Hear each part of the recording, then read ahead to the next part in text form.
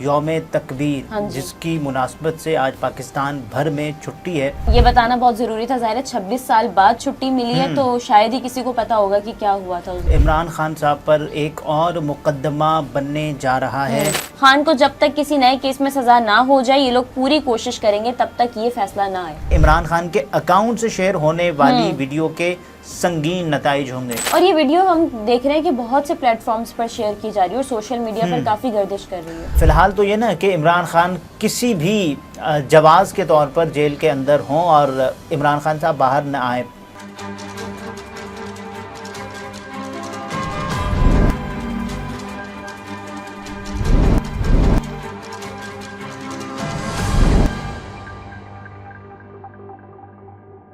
السلام علیکم، میں ہوں نمرہ سہیل، آپ دیکھ رہے ہیں الگ نیوز۔ عبدالستار ہمارے ساتھ ہیں۔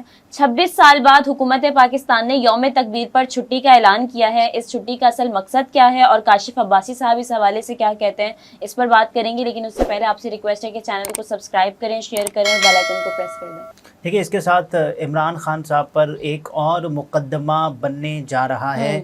وہ کیوں بننے جا رہا ہے اس پر بھی ہم بات کریں گے، لیکن پہلے یوم تکبیر جس کی مناسبت سے آج پاکستان بھر میں چھٹی ہے، اور چھٹی کی وجہ کیا ہے اس پر آتے ہیں۔ لیکن یوم تکبیر پاکستان کے لیے، پاکستان کے دفاع کے لیے ایک ناقابل تسخیر دن ہے، جس میں ہم نے دیکھا کہ 1998 28 مئی پاکستان نے بھارت کے 5 دھماکوں کے جواب میں چاغی کی پہاڑیوں میں 6 دھماکے کیے، اور چاغی کی جو پہاڑیاں ہیں وہ سرمئی رنگوں میں تبدیل ہو گئیں۔ یہ پاکستان کا ایک کریڈٹ ہے۔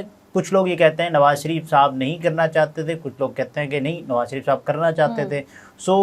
متضاد آ رہا ہے اس پر، لیکن یہ کریڈٹ پاکستان کا ہے کہ پاکستان نے بھارت کے ایٹمی دھماکوں کے جواب میں ایٹمی دھماکے کیے اور خود کو ایک نیوکلیئر پاور کے طور پر منوایا۔ یہ بتانا بہت ضروری تھا، ظاہر ہے 26 سال بعد چھٹی ملی ہے تو شاید ہی کسی کو پتا ہوگا کہ کیا ہوا تھا اس دن۔ ظاہر ہے 26 سال بعد، اور یہ ہماری جو تاریخ ہے وہ بھری پڑی ہے ایسے تنازعات سے۔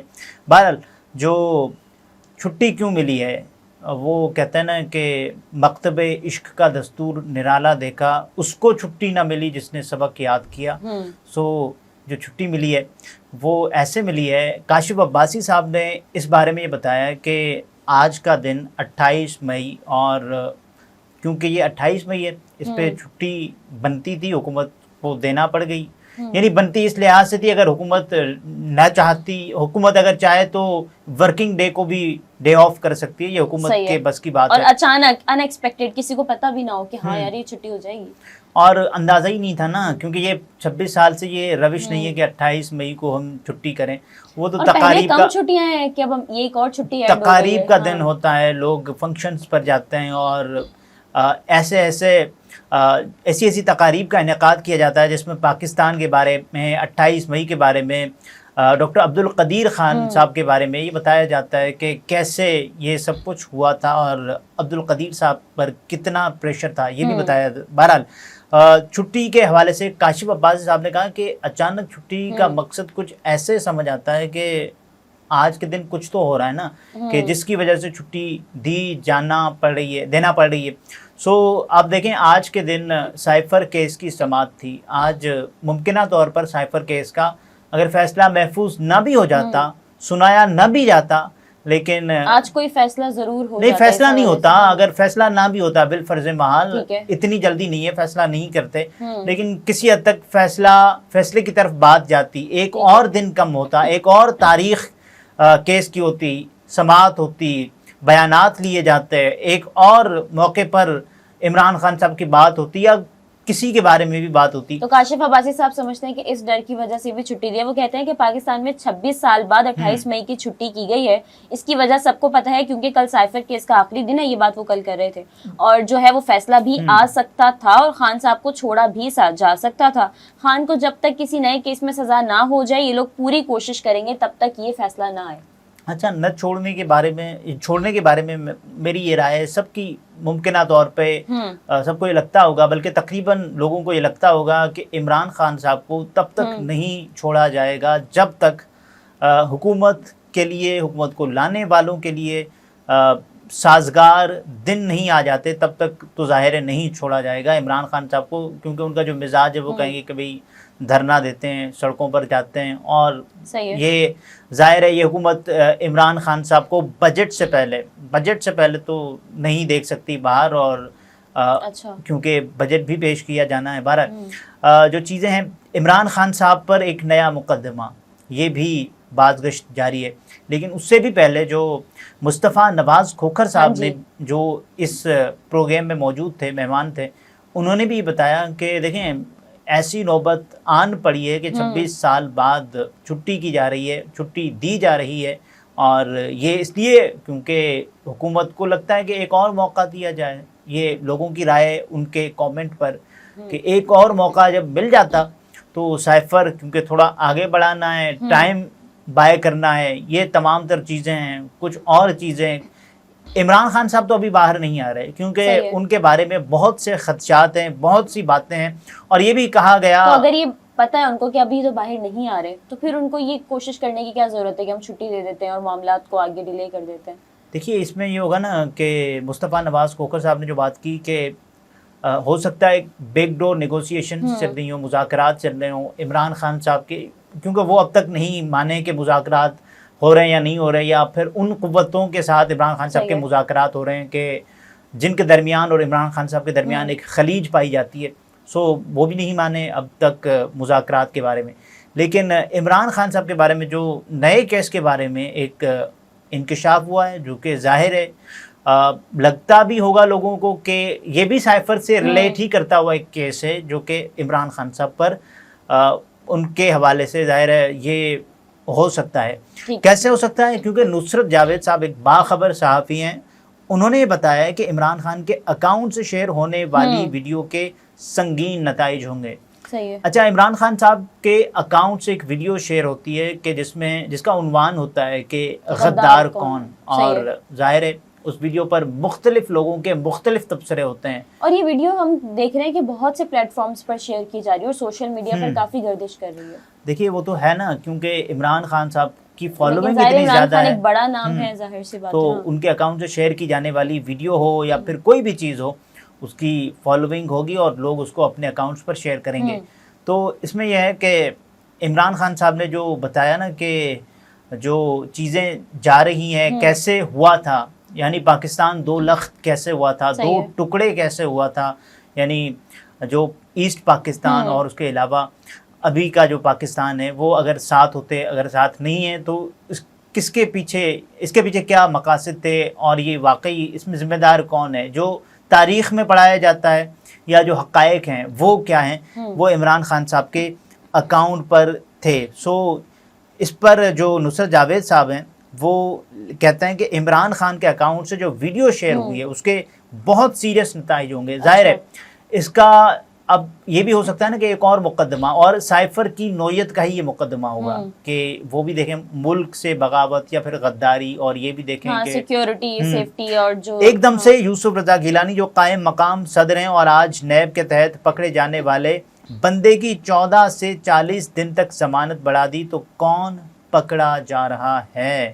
اچھا، ان کی سینئر صحافی نصرت جاوید کی اس بات پر جو ہے وہ اینکر پرسن عدنان حیدر نے کہا کہ عمران خان نے خطرناک کارڈ کھیل دیا ہے، عمران خان سے ملنے والے انہیں اپنی باتوں میں ٹریپ کر لیتے ہیں۔ عمران خان نے خطرناک کارڈ کھیل دیا ہے، عمران خان سے ملنے والے انہیں اپنی باتوں میں ٹریپ کر لیتے ہیں۔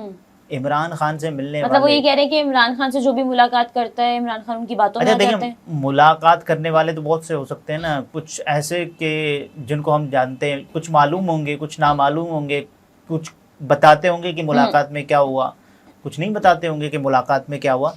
نصرت جاوید صاحب آگے کہتے ہیں کہ اس بات سے آپ انکار نہیں کر سکتے کہ اس وقت سب سے مقبول ترین لیڈر عمران خان ہے، اس بات کا سب سے بڑا جو ثبوت ہے وہ 8 فروری خود ہے۔ تمام تر مشکلات کے باوجود 8 فروری کو عاشقان عمران خان نے پی ٹی آئی امیدواروں کو ڈھونڈ کر مہریں لگائی ہیں، اور یہ ان لوگوں نے کیا جنہیں جاہلوں کی سوسائٹی کہا جاتا ہے۔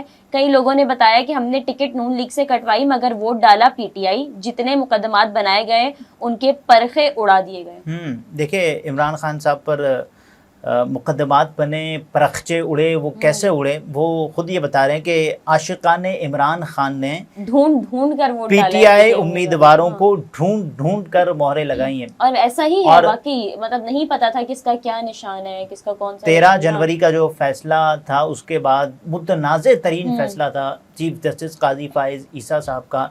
उसके बाद सबको ये लगा कि इमरान खान साहब तो वापस आ ही नहीं पाएंगे। काशिफ अब्बासी ने अपने प्रोग्राम में ये कहा कि ये तो फिर इलेक्शन का फ़ैसला हो गया है, ये केस का फ़ैसला नहीं हुआ, ये इंतखाबात का फ़ैसला हो गया है। सो उसके बाद हमने देखा कि पाकिस्तान तहरीक इंसाफ ने जो बातें की कि हमने अपने उम्मीदवारों को कैसे यानी ये अपने उम्मीदवारों की कैंपेन कैसे करनी है, इस सिलसिले में पाकिस्तान तहरीक इंसाफ ने वेबसाइट लॉन्च की, उम्मीदवारों के इंतखाबी निशान के हवाले से मुहिम्मात चलाई और उसमें हमने देखा कि बहुत बड़ी कामयाबी मिली पाकिस्तान तहरीक इंसाफ को। ये नुसरत जावेद साहब कह रहे हैं। बहरहाल हमारा जो मौजू है कि इमरान खान साहब पर एक नया केस बनने जा रहा है और ये भी ऐसे ही साइफर की तरह खतरनाक केस होगा, सजा बहुत बड़ी हो सकती है। देखिए सज़ा फ़िलहाल मकसद नहीं है, फ़िलहाल तो ये ना कि इमरान खान किसी भी जवाज़ के तौर पर जेल के अंदर हों और इमरान खान साहब बाहर ना आए। तो देखें इसमें एक बंदा है जो रिमांड पर है, कोई उसमें अब 300 दिन होने वाले हैं इमरान खान साहब को। 300 दिनों से एक बंदा ये कब हुआ है, ये तो या तो फिर ज़ियाउल हक की जो डिक्टेटरशिप है उसमें हुआ है या फिर जो हिटलर के ज़माने में हुआ है। ये जमहूरियत में ये ऐसी कोई नज़ीर मिलती कि किसी भी रहनुमा को, किसी भी सियासतदान को, किसी भी जेल में जाने के बाद काफ़ी लोग बीमार हो जाते हैं फ़ौरन से और उनको बाहर। देखिए बीमारी ज़ाहिर फितरी चीज़ है, अगर इंसान बीमार भी हो सकता है और वो बीमारी सिर्फ जेल जाने पर ही नहीं हो सकती, जेल के अलावा भी हो सकती है और उसका इलाज भी हो सकता है। बिल्कुल हो सकता है, इसमें कोई शक ही नहीं है। लेकिन जो बात इमरान खान साहब की है, क्योंकि उनको ये लगता है कि अवाम उनके पीछे खड़ी है और अब उनको क्या चाहिए, जो कुछ वो उन्होंने चाहा वो हासिल कर चुके, उन्होंने फेम चाहा हासिल कर चुके, उन्होंने वज़ीर आज़म बनना चाहा हासिल कर चुके, अब पाकिस्तान के इस वक्त के मकबूल तरीन शख्स हैं, इसमें कोई शक नहीं है। उनके मुखालफिन मान रहे हैं, राना सनाउल्लाह साहब और उसके अलावा आप देखें जावेद चौधरी साहब इमरान खान साहब पर कड़ी तनकीद करते हैं, वो मान रहे हैं। और सोहेल वलायत साहब कल के कॉलम में ये कह चुके हैं कि सबसे पसंदीदा लीडर इमरान खान। तो इसमें कोई शक नहीं है कि हाँ मकबूलियत कैसे हुई है, क्या मकबूलियत इमरान खान साहब की ऑर्गेनिक है या फिर लोगों ने बिला वजह मकबूल किया है, ये एक अलग बहस है। लेकिन जो चीज़ है कि वो अभी तक मुज़ाकरात नहीं हो रहे, कोई भी मुज़ाकरात ऐसे, क्योंकि पाकिस्तान तहरीक इंसाफ ने कहा कि हम अब मुज़ाकरात नहीं करेंगे, बार बार ये कह रहे हैं। कोई सूरत हाल ऐसी नजर भी नहीं आ रही कि मुज़ाकरात। देखिए इमरान खान साहब ये कहते हैं ना कि मैं बातचीत के लिए तैयार हूँ, इससे उनकी कमजोरी साबित हो रही होती है कि आप तो बात करना चाह रहे हैं, सामने वाले से भी तो पूछ लें कि वो आपसे बात करना भी चाहता है या नहीं। ऐसे आप तो हर किसी से बात करना चाह रहे होंगे ना, लेकिन वो नहीं करना चाह रहे। सॉरी पर अटका हुआ है ना। देखिए सॉरी कोई भी, इमरान खान साहब का जो मिजाज है मुझे नहीं लगता कि वो सॉरी करेंगे, या फिर जो समझते हैं कि इमरान खान साहब जिम्मेदार हैं वो भी सॉरी नहीं करेंगे। सॉरी कोई नहीं करेगा। अदलिया और इस्टेब्लिशमेंट की जो लड़ाई है वो इमरान खान साहब को बाहर ला सकती है, और क्योंकि ये लड़ाई अब बहुत ज़्यादा शिद्दत इख्तियार करती जा रही है और इसमें ये भी हो सकता है कि इमरान खान साहब किसी केस के नतीजे में, किसी केस की सूरत में कोई ऐसी सूरत बन जाए कि बाहर आ जाएं, ये मुमकिन है। लेकिन अभी इसका इम्कान बहुत कम है कि इमरान खान साहब आएँ, बाहर खिताब करें। और बहरहाल जो नुसरत जावेद साहब ने खबर दी है कि इमरान खान साहब पर एक और केस बनने जा रहा है, ये जो केस होगा तो इसमें सिर्फ ये एक केस नहीं बनेगा। मुझे लगता है कि अगर इमरान खान साहब को अंदर रखना है तो फिर एक से ज़्यादा केसेस बनाना पड़ेगा। और केसेस बनाना कोई मुश्किल काम नहीं है, कोई मुश्किल काम नहीं। सही। नाज़रीन, गुफ्तगू आपने मुलाहिज़ा फरमाई। अब्दुल सत्तार हमारे साथ थे, इजाज़त दीजिए, अल्लाह हाफ़िज़।